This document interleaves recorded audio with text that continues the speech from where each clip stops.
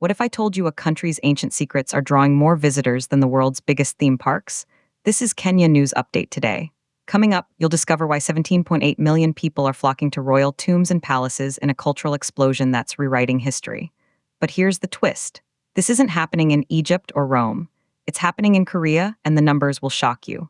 Meet the Royal Palaces and Tombs Center. For centuries, these sites held the secrets of the Joseon dynasty. But last year, they held a new record, a staggering 17.8 million visitors. That's a 12.8% jump from the year before. And it marks the first time these heritage sites have ever crossed the 17 million visitor threshold. But here's what nobody's talking about. Just 4 years ago, during the pandemic, these same sites were ghost towns. Visitor numbers had plunged to a mere 6.7 million.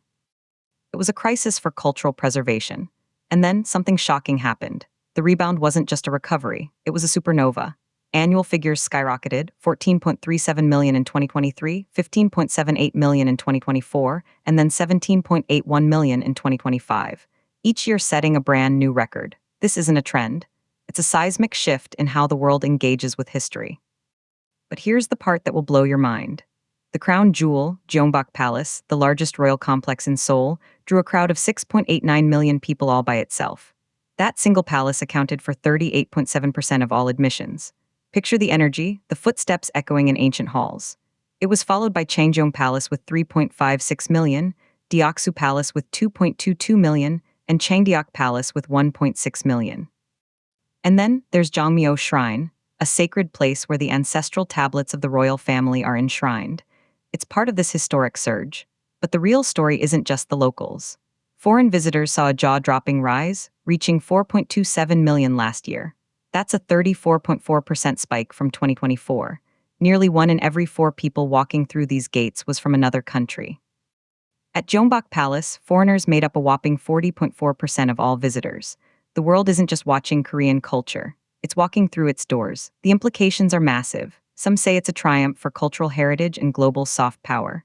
Others whisper about the pressures of over-tourism on these ancient, fragile sites. It presents a beautiful tension, preservation versus popularity. Can these palaces handle the love? The controversy is real. But here's the unanswered question. What sparked this global obsession? Is it the dramas, the music, a post-pandemic hunger for meaning? The agency reports public interest in traditional Korean culture continues to rise. But if 17.8 million people are voting with their feet, what are they truly searching for in these ancient stones? Do you think this level of tourism is sustainable for World Heritage, or does it risk loving these sites to death? Drop your take in the comments.